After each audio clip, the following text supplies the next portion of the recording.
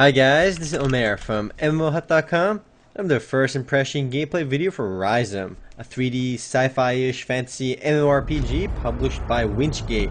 Now let's spend about 5-10 minutes running around checking this game out. Make some comments. If you guys want to play Ryzom or just learn more about it, do check it out full review on the link below. And this is actually a pay-to-play game, but with a 21-day free trial. And that's actually pretty good considering most pay-to-play games with free trials only have like a 14-day free trial. Here you have 21 days of practically unrestricted access to the game.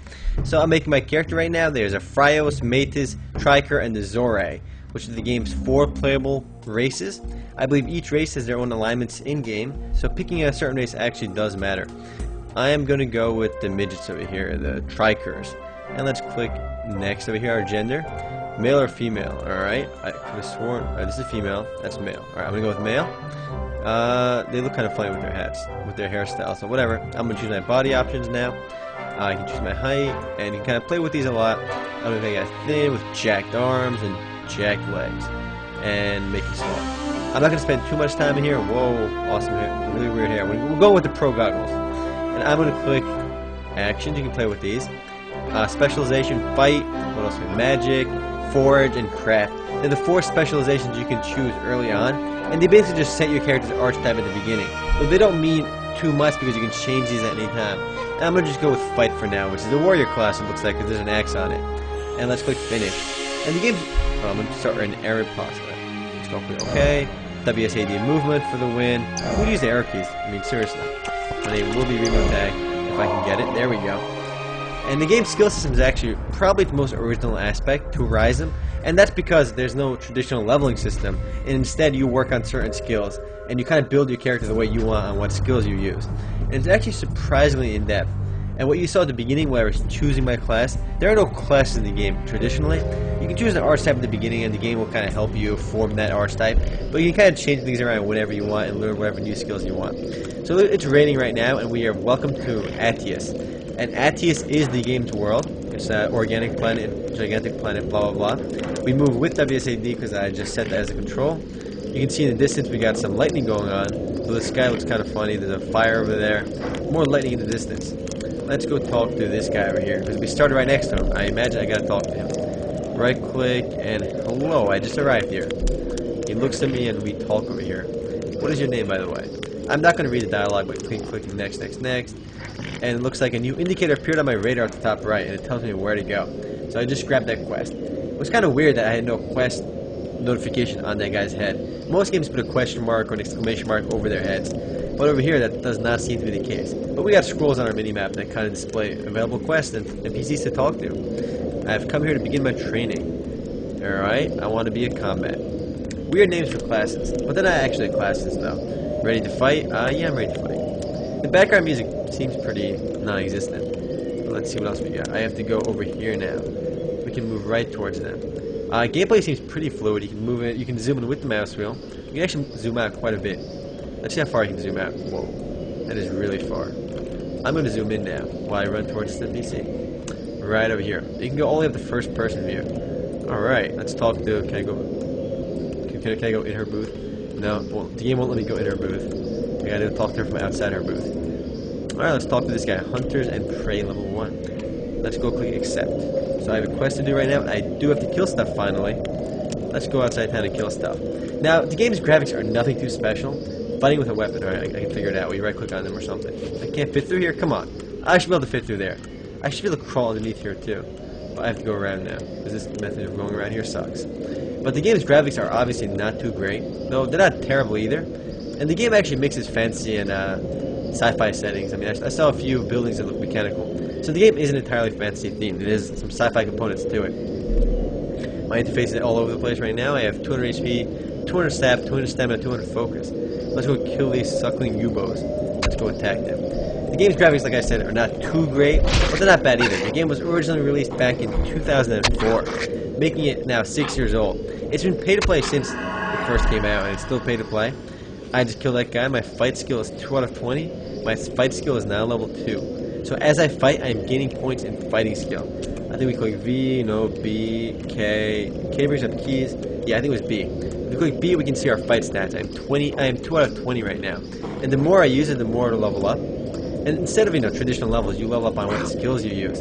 Right now, I have default attack, increased damage, and as I get more skill in fighting, I can actually improve these individual skills over here.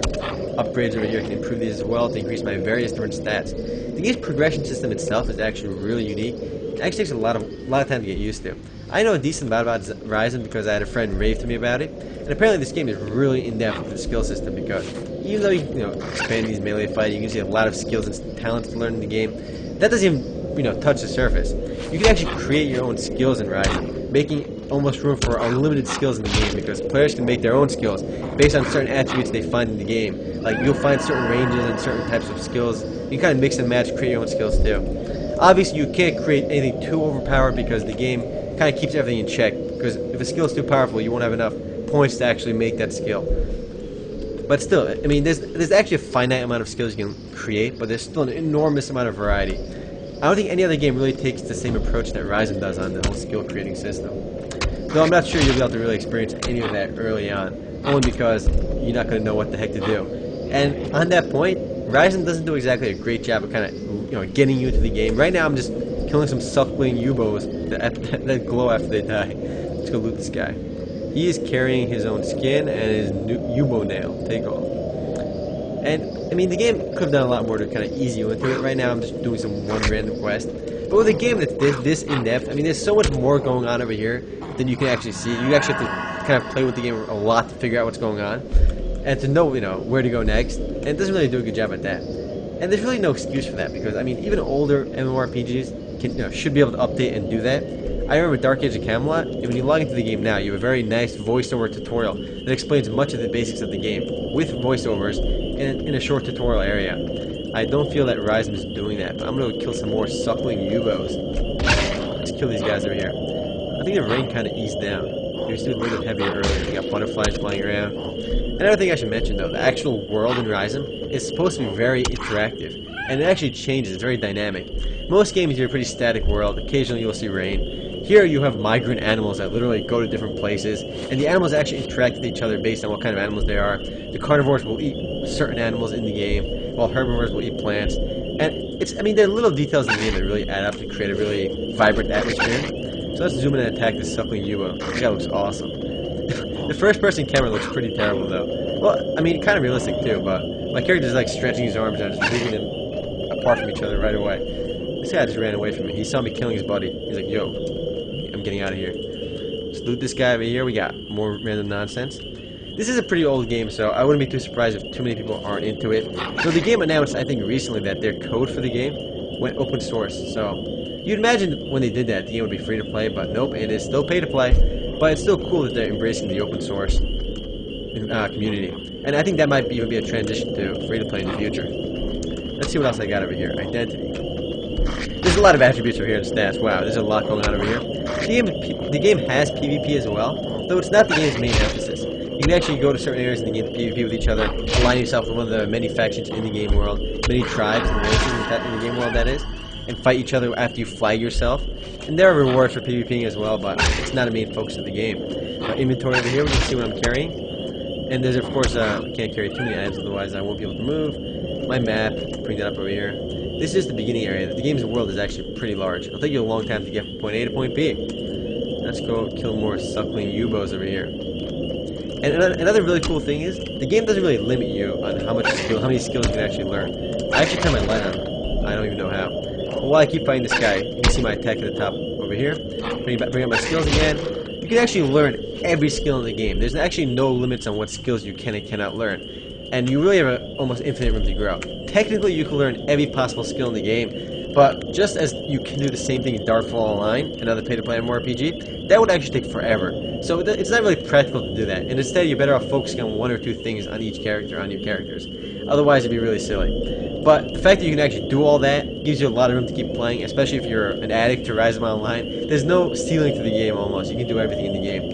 Kind of walk around a little bit, see if I probably should handle that quest. All I have to do is get a tail. The game has a pretty expansive resource gathering and crafting system as well, which shouldn't be too surprising as Ryzom has a huge emphasis on that, and the fact that the game is very open world, you can do a lot in the game. I mean, the game's developers had one thing in mind, and that's to create a really massive game. And they wanted to get rid of all the linearity that you've seen in a lot of other RPGs, and just kind of let players do what they want. That shadow is actually pretty good. It's pretty accurate too. It moved around in that fire. And with the resource gathering system in the game, there's a whole bunch of resources, and each resource has its own quality from like 1 to 250-ish. So there's just so much you can do with that as well. So many professions in the game, from medic to resource crafting, to a lot of other little things as well. I'm not entirely sure what each of these attributes do right now. I'm sure you'll use them for skills. I'm pretty sure all of these you'll be using for. Sap is for skills, it says. I have too little to cast any spells. Stamina is for actual special attacks. Focus is too low, I cannot carry foraging. So apparently my character sucks right now. So my actions menu, I can equip more stuff to my actions tab. Increase damage 1. Can I do that right away, or is that default? There's actually a lot more going on over here that I can possibly explain in my 11-minute time window. But if you guys do want to learn more about Ryzom or just play it yourself, do check it out for a review on the link below. Later, guys.